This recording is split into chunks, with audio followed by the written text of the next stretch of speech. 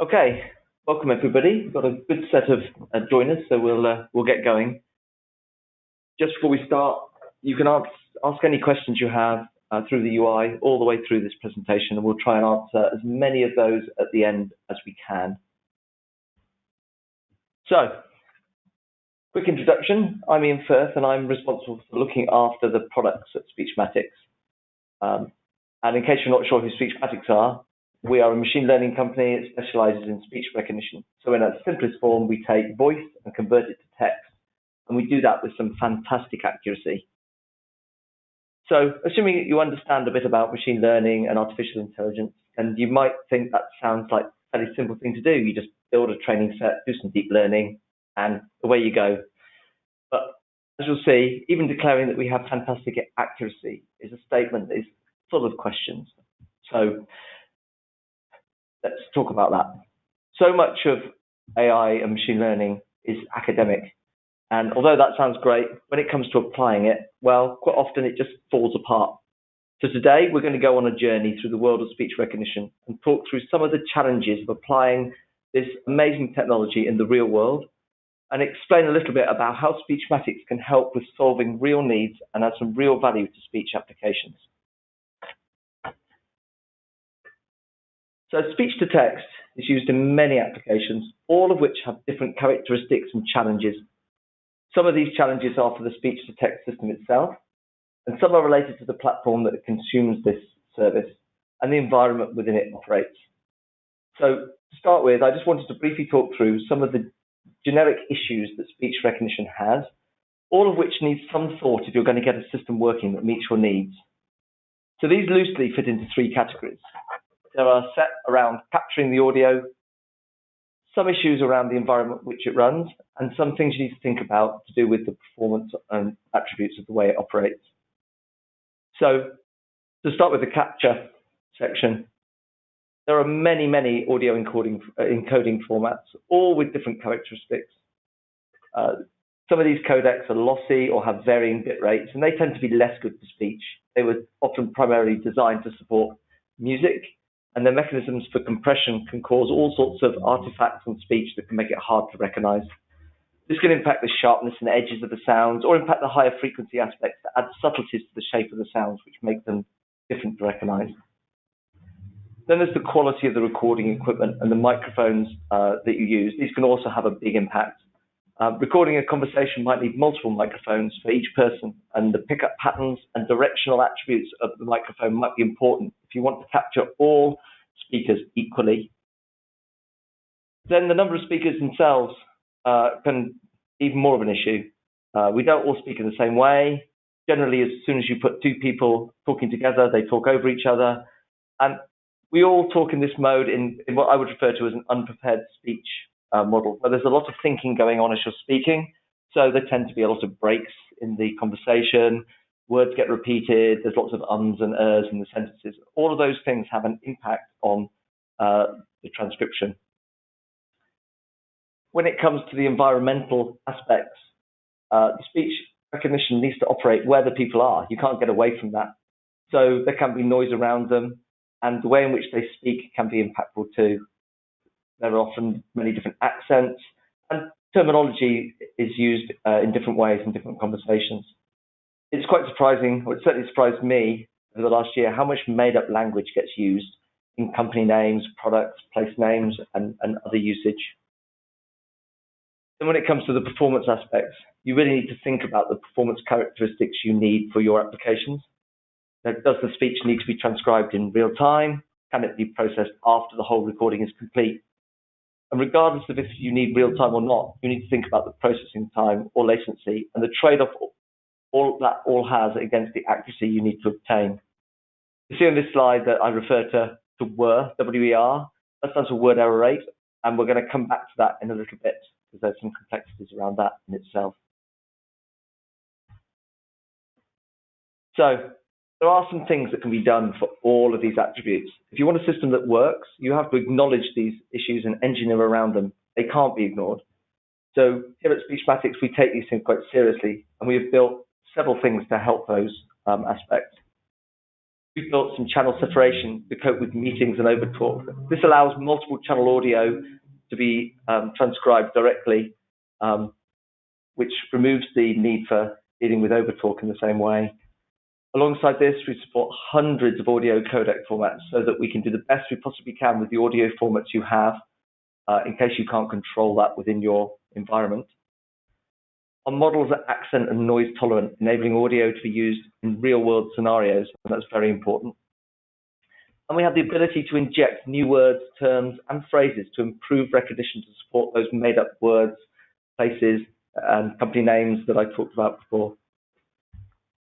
And in the last performance area, we have very low latency real-time recognition, as well as pre-recorded modes with a very fast turnaround time.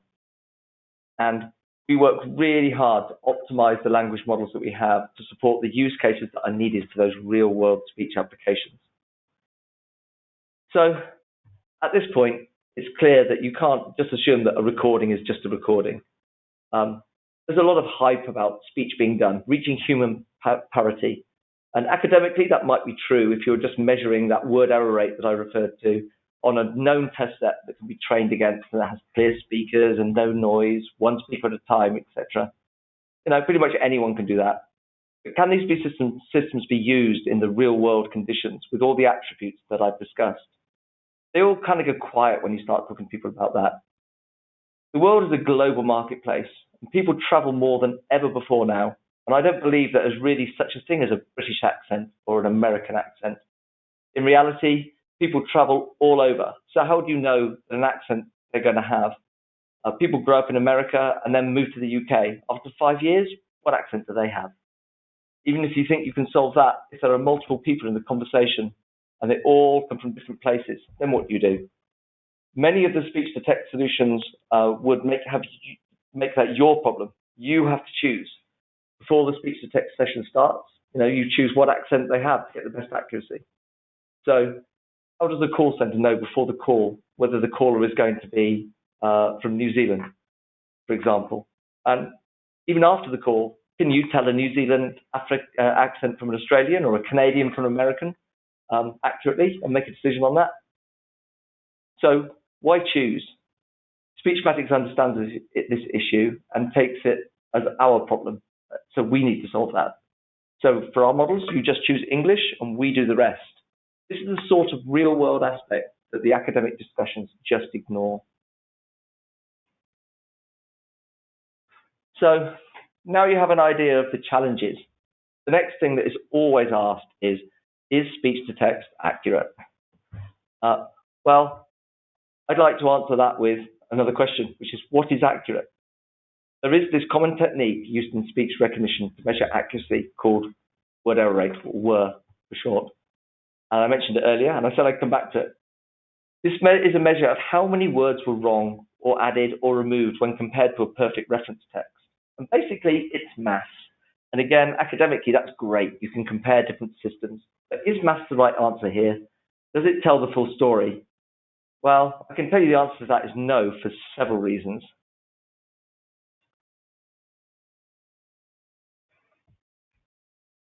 Let's take a simple statement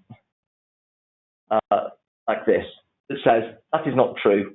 If the system transcribes that is not blue instead, this is still a believable recognition. It's only slightly different.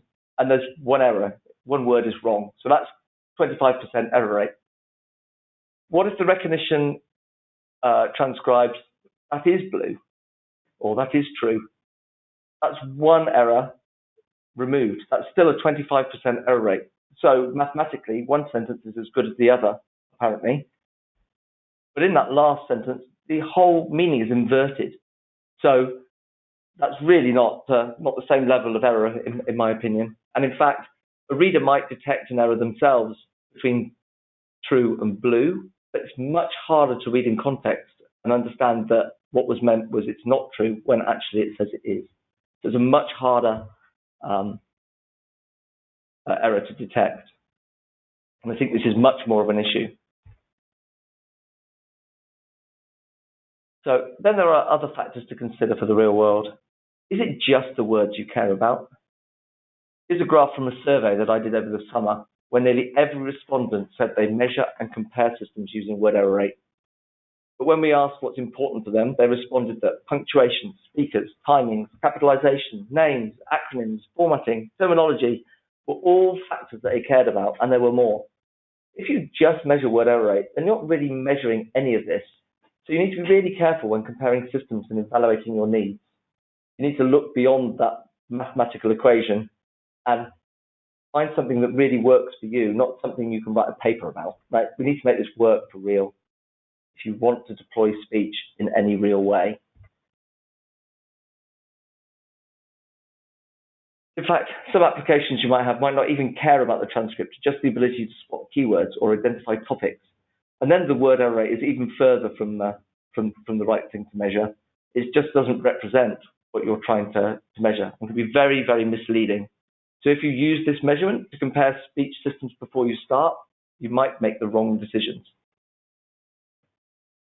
By the way, that survey I referred to is still open. So if you want to add your thoughts, the survey link will be in the email you get at the end of this webinar. And I would love to hear more thoughts about how you want to measure speech. So when you generally ask about speech recognition, the very first thing people think about is communicating with robots, Siri, Google Home, Alexa, your car. And then people think, well, that's just a bit of a gimmick, because asking something to turn the lights on or wake you up at 7 a.m. is pretty basic and kind of pointless. It doesn't add an enormous amount of value. So just taking these gimmicks into the business world is not what we see happening. Speech recognition within businesses is so often about improving the human-to-human communication, and to that end is very powerful. Like most of the useful AI and machine learning, it removes the tedious part of people's jobs and allows focus on the tasks that humans need to do properly. It's not about removing humans and replacing them with automation, but rather making humans into superhumans and delivering things at scale that previously would not be possible due to the mechanisms of requiring humans to do repetitive and error-prone tasks. So I wanted to have a look at a couple of examples where Speechmatics speech technology is being used in the human communication models. So the first one I wanted to talk about is probably the most obvious use, and that is providing subtitling or captioning. So more and more content needs to be subtitled.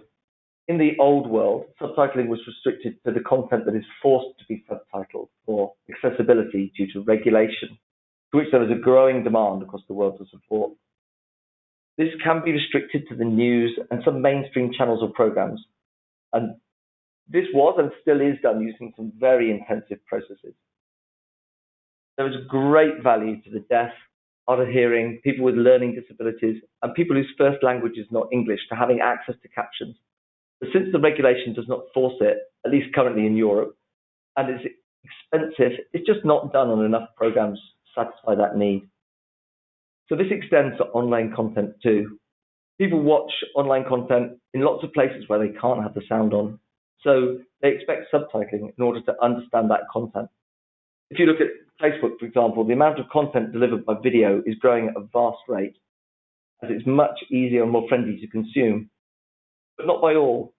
Getting all content accessible in this way is now possible with technology that's very fast, so fast, in fact, that we can do it in real time. So I just wanted to show you a very short video showing a BBC program that I'm streaming online, which is showing the Speechmatics captions being generated from this live stream. I'm just going to show you a few seconds of this video so you can get a feel for the ability here. You'll be able to see the BBC subtitles in the same time as the Speechmatics subtitles. The BBC ones are in yellow and the Speechmatics text will be displayed in white below it. So let me just show you that. Around the world, we're on the brink of a new era in technology, which will transform lives and change the way we live. This has the potential to bring us huge benefits, but many are anxious about what it means for jobs. That is why in the UK, alongside creating the right environment for tech companies to flourish through our modern industrial strategy, we are investing in the education and skills. Okay, I hope the video was viewable by you. It might have been a little bit laggy. It should be available in all its full glory in the recording you get after the webinar too, if you want to see it again. But basically, you can see from this that The BBC subtitles in yellow are actually a few seconds behind those auto-generated ones. The BBC ones are actually slightly better than our raw transcription because speed alone is not enough. This technology is used by Speechmatics partners like RedBee and Screen Subtitling Systems to provide this in a production form to support full solutions, making sure things like the location of the titles are correct and that the read rates are suitable, ensuring it's consumable by end users. These partners add formatting and house styles and slow down the output to really make sure it's readable and better than just the plain ASR output that you just saw, which comes out very fast. Due to high regulations associated with specific live programs in the news, speech recognition alone does not meet those standards, but the ability of using this technology adds enormous value to the pure text. Without these things, captioning on large events such as things like Wimbledon or the Olympics would not normally be captioned as it isn't regulated. This means services like the red button, which is an added feature on UK television, can use some of the Speechmatics technology to make it possible to add captions where otherwise there wouldn't be any, supporting the ability to add value to channels and programs which aren't regulated. So next, I wanted to show you a different application, this time within the contact center space. The contact center solution from Redbox can be used to convert speech within recorded calls into text conversations. This enables search functions for spoken words and phrases across recorded calls, and the ability to view the text conversation as well as listen to the audio call. Transcription searches can be used to locate calls where the words or phrases were either said or not said within the entire call or within a channel name or call direction. There are a couple of options you can define for a transcription search. Just click the options icon and enter the criteria. From here, you can define the search type, spoken or not spoken, and where in the call to search, anywhere from the beginning or at the end. And there's a confidence level that allows you to set a margin of error, allowing you to ignore the lower confidence answers. It allows you to cope with things like pronunciation or speed of speech. In the example showing here, we've located all calls that have the word voice data in them.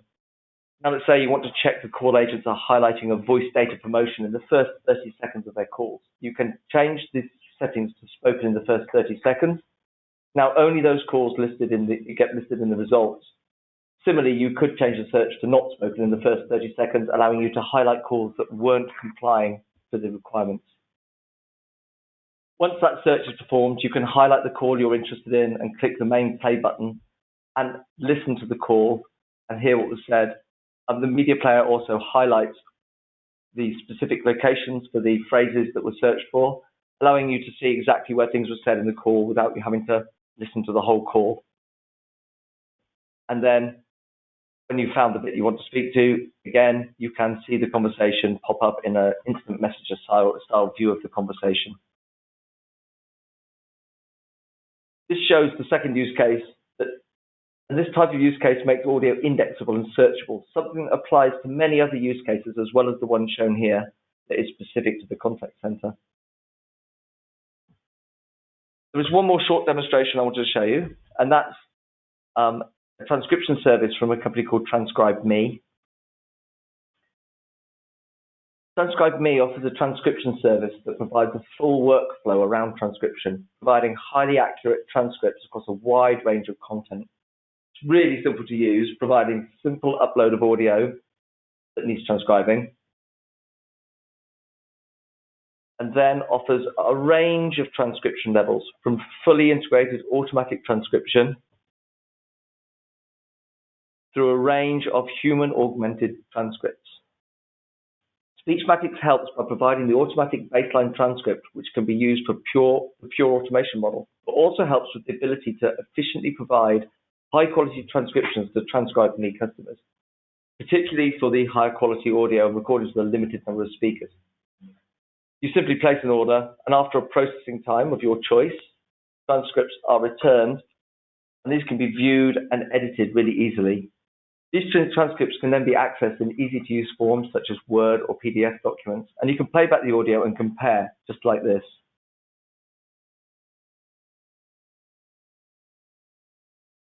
Mathematicians, philosophers, and computer scientists, and we sit around and think, about the future of machine intelligence, among other things. Some people think that some of these things are sort of science fiction-y, far out there, crazy. But I like to say, okay, let's look at the modern human condition. This is the normal way for things to be.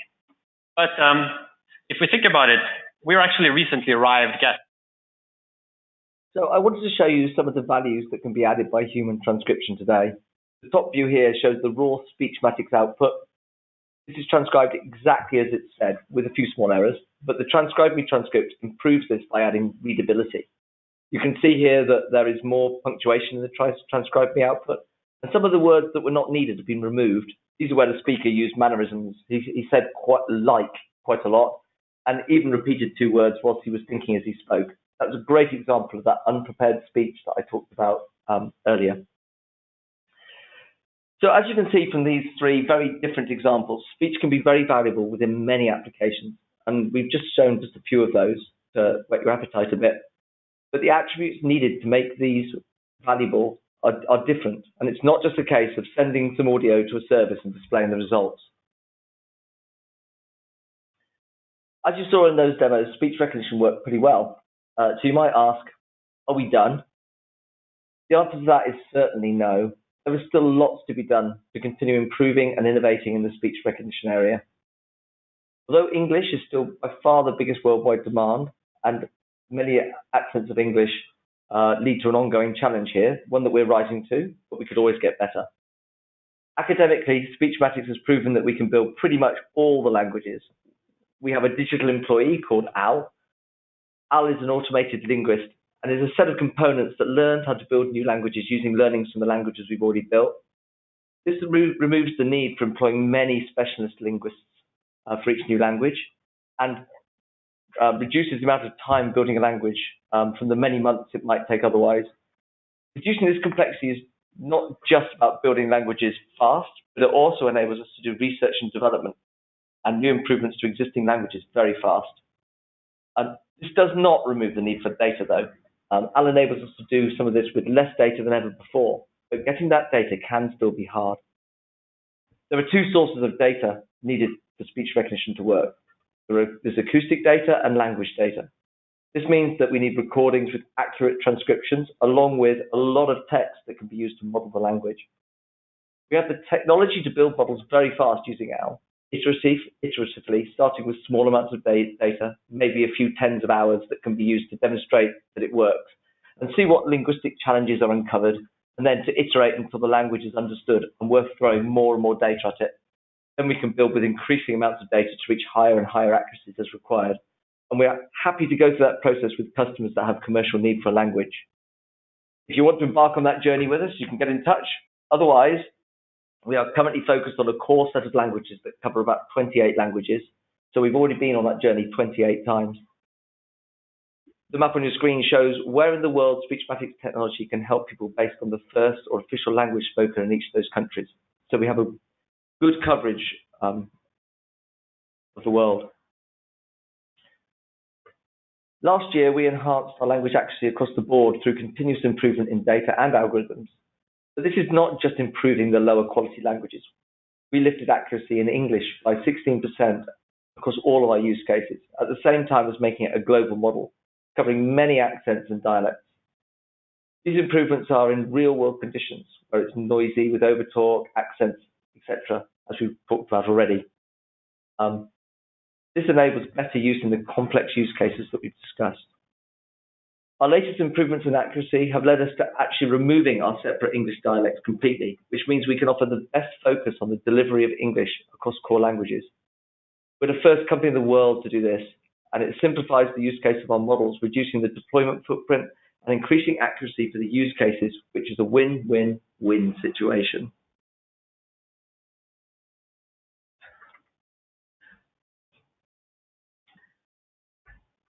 So we are trying to enhance our language accuracy through algorithms and data, as we just said, and we've got that 16% increase this year, and we will continue to do further improvements.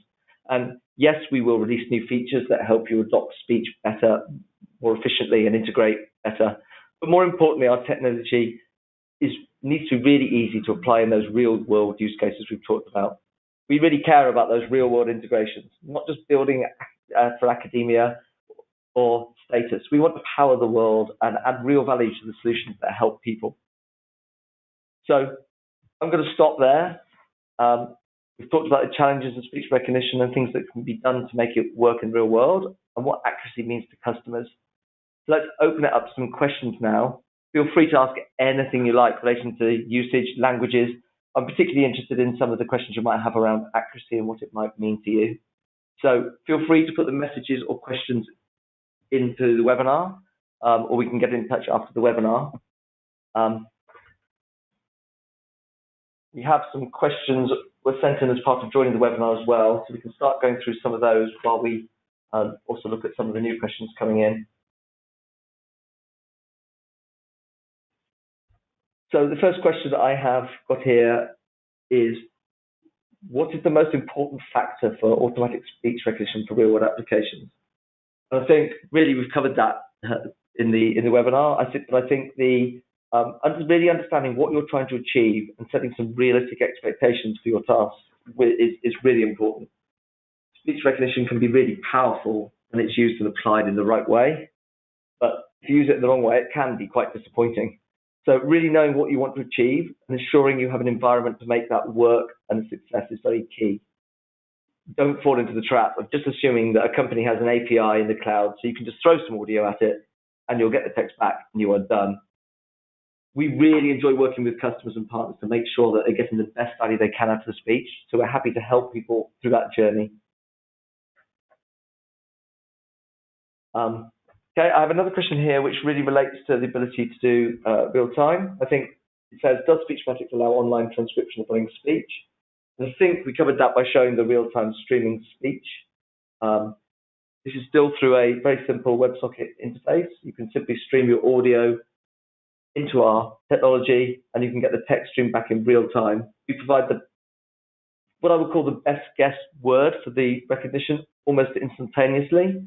And then within sort of a 1 or 2 second delay, you can get the final output that's as accurate as it's going to be. And this is suitable for use in many different use cases and models.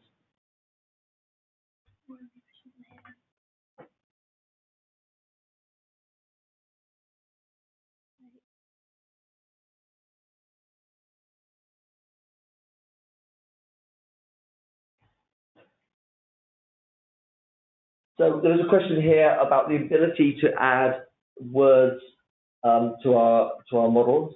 One of the features we do have is the ability to inject extra words that you need to be recognized as part of your transcription, because our language model can't possibly have every word in it that exists in the world, especially for some of those made-up words. So it is possible for you to inject some context as part of starting a speech recognition session, which contains words, terminology, people's names, place names, anything that you don't think is in our model. And we will, if our models don't have that word, we will add it to the model, so it will be recognized. If we do have it, but we don't believe it's a very likely word, we will improve the likelihood it can get recognized. So you can effectively adapt the speech in real time toward the application you are trying to solve on a per transcription basis. So if you were doing a meeting solution, for example, you could inject the names of all of the people on the meeting at the beginning of that meeting. So you wouldn't have to have everybody in the world's name in the system, just the ones you needed at that point. And this can be very powerful for not just transcribing, but reducing editing later. So it will enable you to make sure that people's names are spelled correctly and recognized. Yeah, so there's been a couple of questions around what languages you can use to integrate and interface with Speechmatics. We have our API for both the real-time and the batch is very simple. For our post-recorded service, we have a RESTful API that's available, which is very simple to use, and it's very easy to code against RESTful API in nearly every modern programming language that there is. So that's very straightforward. Integrating with our real-time system requires a WebSockets connection, but it's still very simple to use. Our software is available in many forms. You can use a Speechmatics hosted service where we operate and manage the service for you, and you send your audio to us and we process it. But our services are also available to be run within your own environments, so you could run it inside your own cloud or inside your own data center or premises in a private model that enables you to control the data flows and doesn't require giving your data to us to operate, so you can run it in a completely private mode, enabling you to apply the speech into whatever application that you need.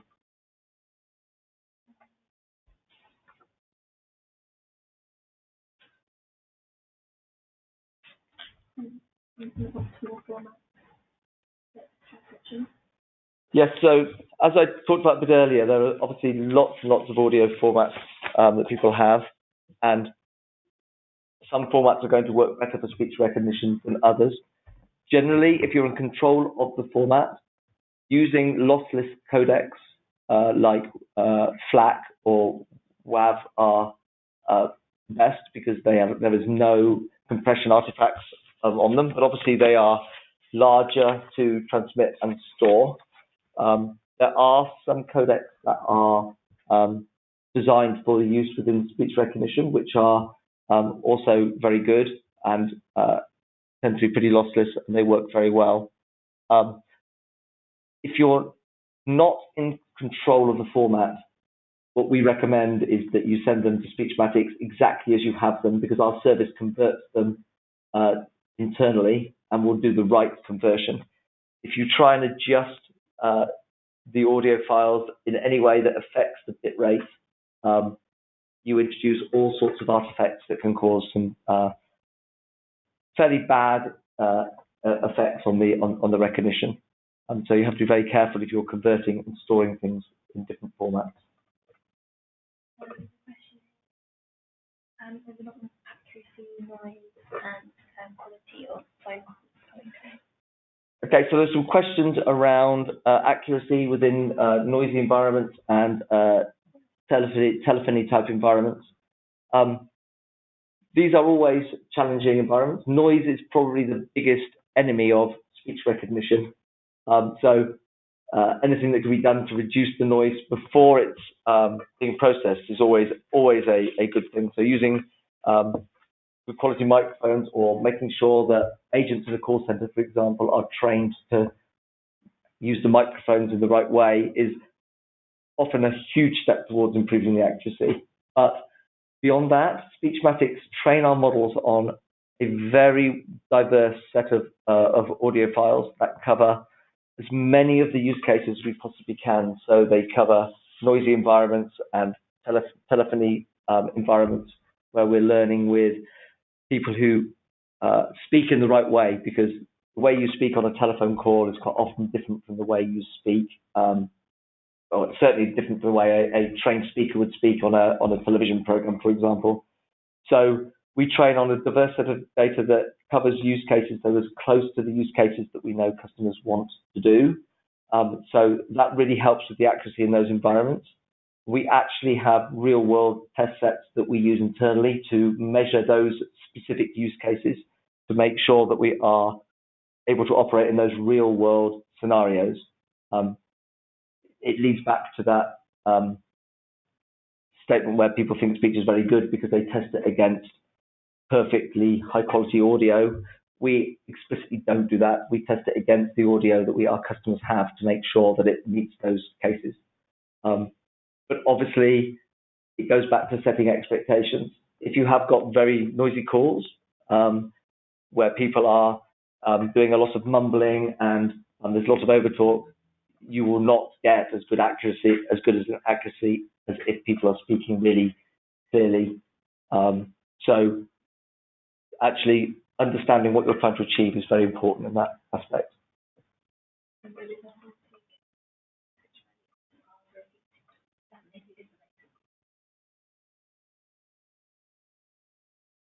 So it's worth putting. I've got a couple of questions here about things like what's the difference between this and Dragon Dictate, and things like absolute pure transcription, to including things like ums and ers. The Speechmatics service currently is what we would call long form transcription rather than dictation. So it doesn't respond to commands like editing commands like full stop or comma. It would actually write the word full stop if you said full stop. So it transcribes what's said rather than allowing you to use it in a dictation form that you might expect. And to that extent, it doesn't transcribe ums and ers. It assumes that those are not things that it's trying to represent in the speech. It just transcribes the words that it hears at this point.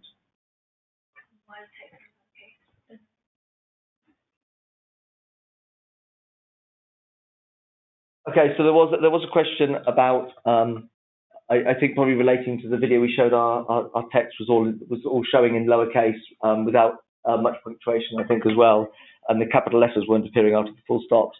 What I should have said is that video was made about 6 weeks ago, actually.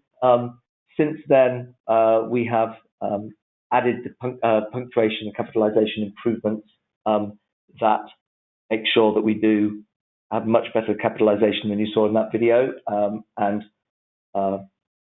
it doesn't just capitalize letters at the beginning of sentences, it does capitalize names and proper nouns and other things like that. Just that I didn't have time to remake that video before the webinar. I ran out of time, so I have to apologize for that, but we do have that function. Yeah, there are several questions that have been asked around either diarization or speaker change detection. We do have the ability to detect speaker changes. In our batch system, we have the ability to identify speakers and repeat speakers. And in our real-time system, we are getting very close to releasing a feature that enables speaker changes to be provided in real time. That's not quite available yet, but it's coming on the roadmap very, very soon. Speaker change and diarization are quite challenging. It's quite hard to do. So it is not an exact science. We are working very hard to work out how we can continue to improve the diarization. It was less of an issue when the accuracy of speech wasn't as good as it needed to be. Now speech, the accuracy of the actual words is getting better and better. Focus is beginning to look at some of those other elements of accuracy that we talked about earlier in the presentation. The speaker identification, diarization was one of those areas. It's one of the reasons why we were very interested in understanding what it is people think makes accurate speech recognition, so we can prioritize that work appropriately and do the right thing. But diarization and speaker change identification is certainly very high in that list right now.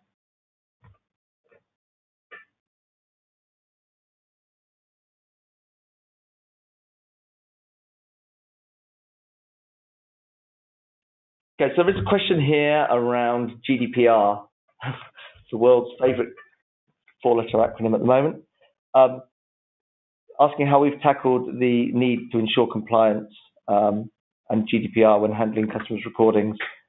So one of the things that I talked about minutes ago was Speechmatics' ability to deliver our speech technology into the environments you need. So you can, if you require any form of data management and ownership of data, you can deploy our technology within your own security boundaries and manage the data storage entirely yourself. Our technology is designed to be as stateless as possible. So there is no long-term data stored inside our solutions, which means you don't have to worry about Speechmatics part of your solution becoming part of your data purging processes, etc. So we essentially enabled GDPR support by enabling you to operate the software within your own bounds and not have to worry about who you send it to and how they store it. So that's quite easy to support. Our technology is also very easy to deploy yourselves. So solving the GDPR problem by taking the technology into your own bounds does not just fire up another problem about how you deploy and implement our speech. We've worked very hard on making it very, very simple and quick to deploy.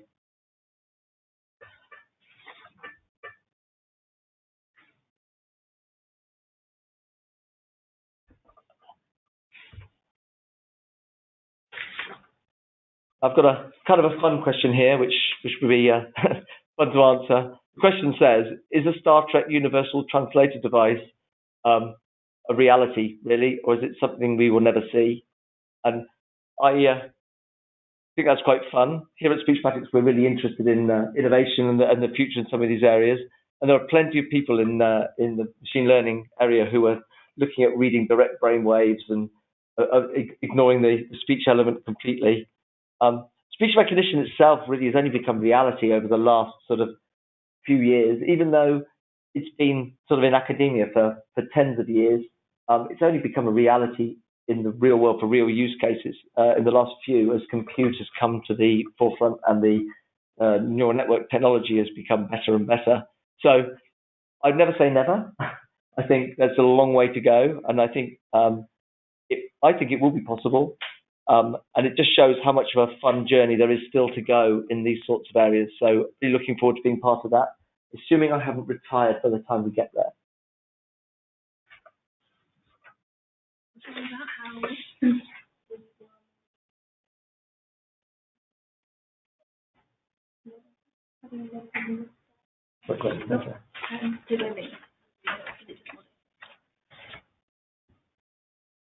Yeah, so there was a question around is our global English and its ability to work in lots of different dialects just about collecting more data? And data, obviously, machine learning is king. You have to have the data before you can do anything, but you also can't just throw huge amounts of ununderstood data in and assume it's going to solve the problem. So there's a lot of data management and understanding what the data is and applying it in the right way to make that work, along with a lot of testing and iteration to make it work. So the core of making global English is certainly around having a lot more data from a lot more speakers, but there is a huge amount of effort in the way that's processed and ingested into the system to make that work. So our global English is aimed at coping with the English accents that are prominent in the places where the use cases we support are. So our global English does not necessarily mean it will be able to transcribe every English accent in the world, but it is and should be able to work very well within the countries that have the prime use cases we are trying to solve. And we are constantly looking at extending those boundaries into other areas as there is demand within the world for English speaking in those countries.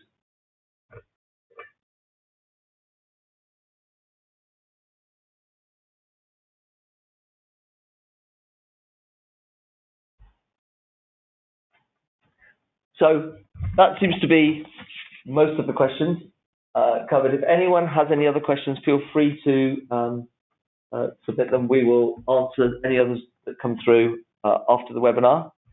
Thank you very much for listening. We will send you the recording afterwards. But if you are attending Enterprise Connect in March or NAB in April, please do drop by our stand and say hi.